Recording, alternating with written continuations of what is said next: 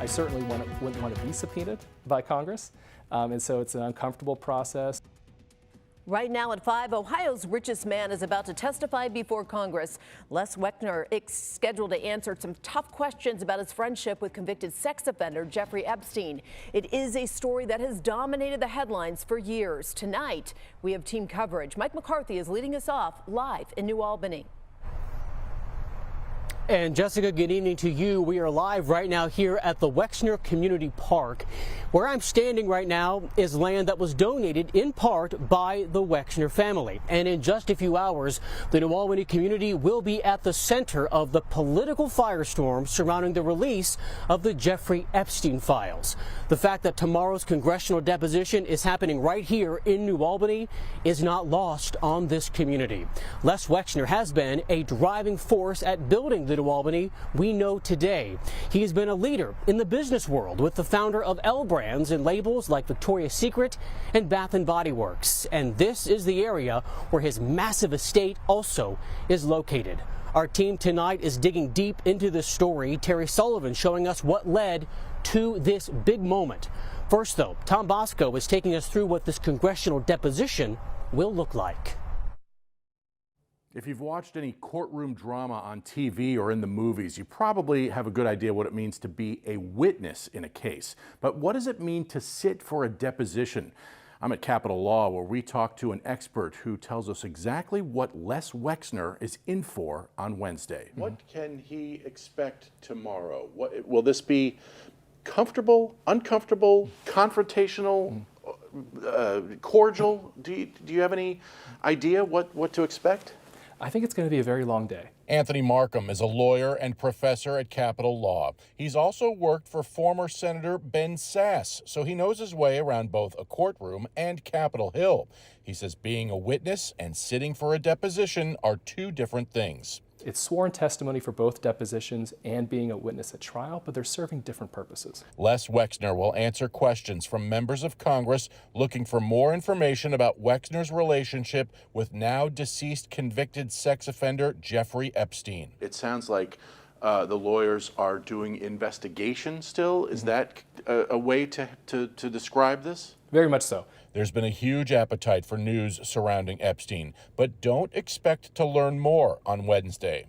This is not going to be aired publicly. This will not be on TV. This is going to be closed door with committee staff, members of the committee, the person being interviewed, and two of their lawyers. Plus, Markham says Wexner will be able to invoke his Fifth Amendment right to not incriminate himself. Markham says there will be a lot of questions. You're going to expect about an hour from one side, the majority party, and then another hour from the minority party. They can go multiple rounds, so they can go quite a long time asking questions, going back and forth. It seems like this subpoena was bipartisan.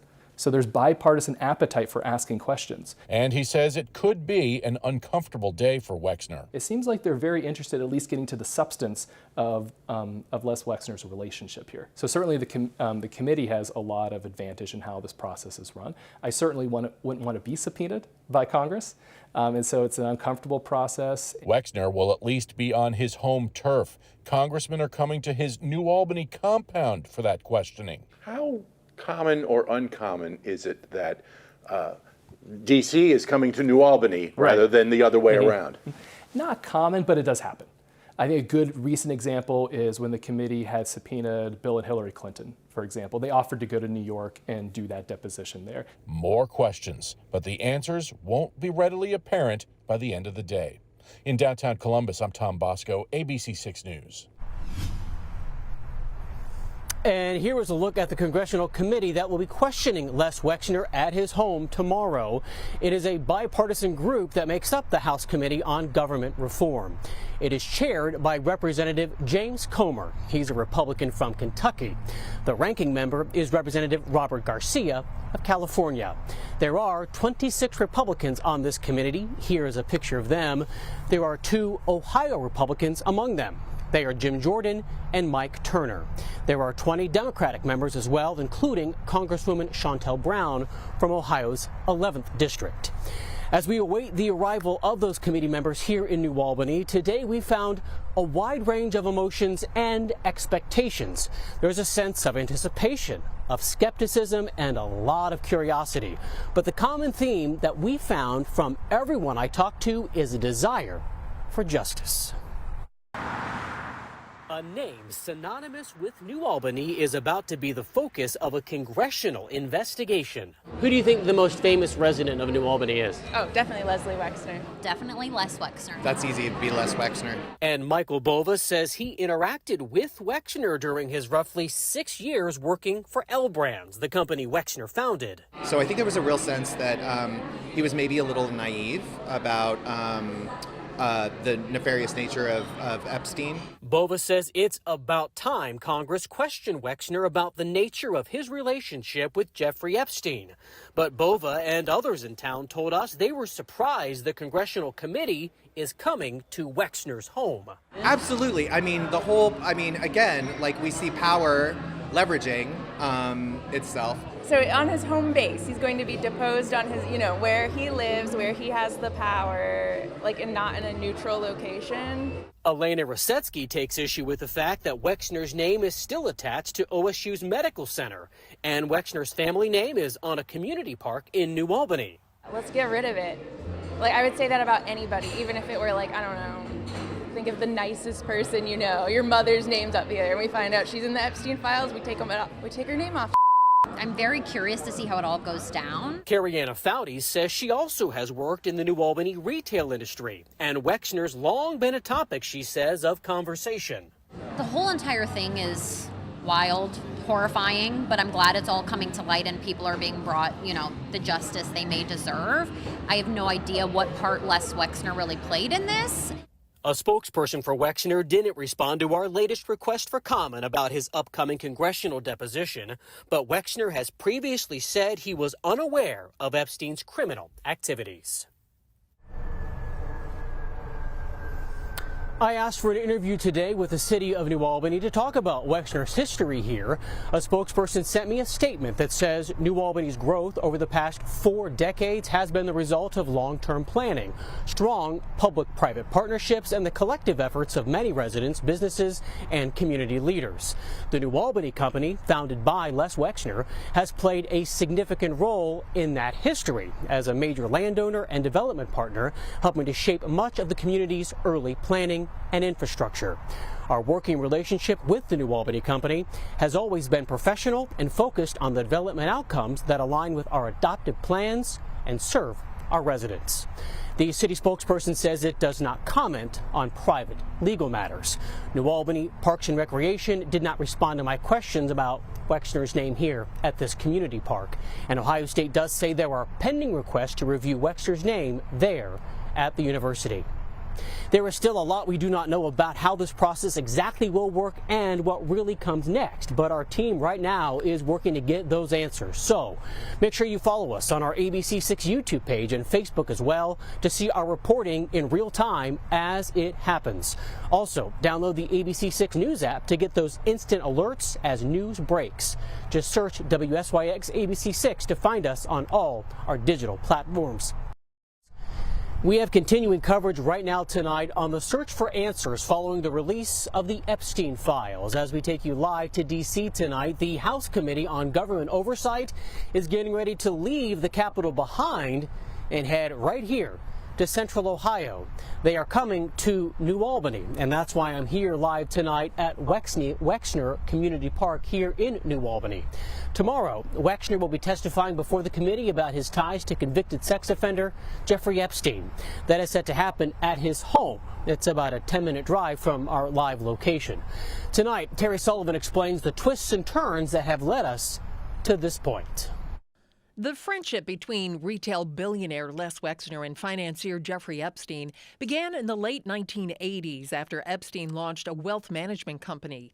Wexner would eventually trust Epstein so completely he gave him power of attorney over his vast fortune, a portfolio that included L Brands, formerly known as The Limited, and retail giants like Victoria's Secret, Bath & Body Works, and Abercrombie & Fitch. The two were tight. Ohio business records from 1998 listed Wexner and Epstein as co-presidents of the New Albany Company, a real estate firm founded by Wexner. Epstein is also listed as an incorporator in filings with the Ohio Secretary of State. Property records show a home owned by Epstein in 1994 was transferred to the Wexners in 2007 with a listed price of $0. Last August, taped interviews with Epstein's convicted co-conspirator, Ghislaine Maxwell, shed even more light on Epstein's connections to Central Ohio. She testified that Epstein set up trust funds for all of Wexner's children and restructured businesses. She also said Epstein, quote, ran New Albany, including the golf and country club. Years later, the pair severed ties. Epstein was accused of stealing millions of dollars from Wexner, allegedly using the money to purchase luxury items and high-end real estate in New Albany, Manhattan, and Palm Beach, Florida. In 2006, Epstein was charged with multiple counts of unlawful sex with a minor. 2 years later, he pleaded guilty to solicitation of prostitution, including from someone under 18. Wexner has repeatedly denied any knowledge of Epstein's criminal behavior. Back then, the company telling us, Mr. Epstein's crimes are abhorrent. We do not believe he was ever employed by nor served as an authorized representative of the company. Now, scrutiny about the relationship is intensifying. Wexner's name remains on several buildings on the OSU campus, including the medical center and the Les Wexner Football Center at the Woody Hayes facility. That facility was built in part with a $5 million donation funded by Wexner's charitable foundations and Epstein's private foundation. Late last year, survivors of sexual abuse and former student athletes called for Wexner's name to be removed from the building. But so far, the university has refused. Now, recently released FBI documents from 2019 identified Wexner as a co-conspirator in connection to Epstein, a label that had been previously redacted. 2 congressmen pushed the Justice Department to reveal the identity. But Wexner's legal team tells us the assistant U.S. attorney overseeing the Epstein investigation informed them Wexner was neither a co-conspirator nor a target. On your side, Terry Sullivan, ABC 6 News.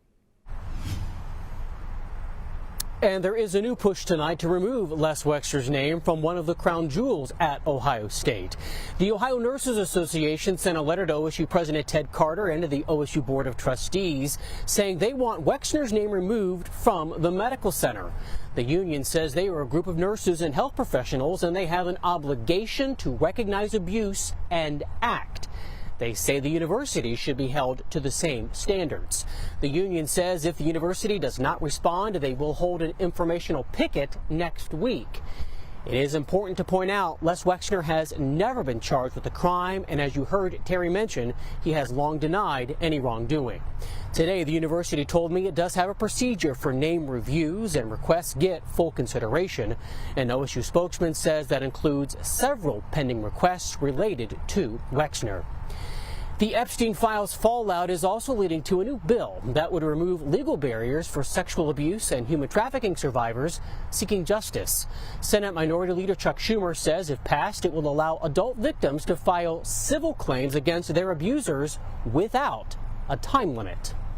For years, survivors of Jeffrey Epstein's abuse were ignored. They were doubted, silenced, dismissed. But when the truth finally came out, even when the world finally listened, too many survivors were told by the law, it's too late, your justice has expired. That makes no sense. That new bill is named in honor of Virginia Giuffre. She is one of Jeffrey Epstein's high-profile accusers.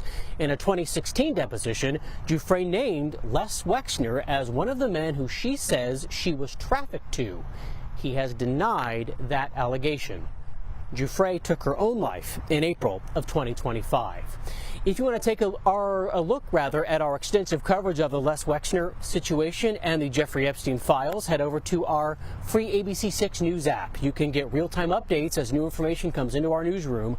To find us and download that app, just search WSYX ABC 6 in your app store. Thanks for watching the ABC 6 News YouTube channel. Bringing you breaking news, stories, sports, and original content throughout Central Ohio. Make sure to like and subscribe so you don't miss out. ABC 6 News is on your side.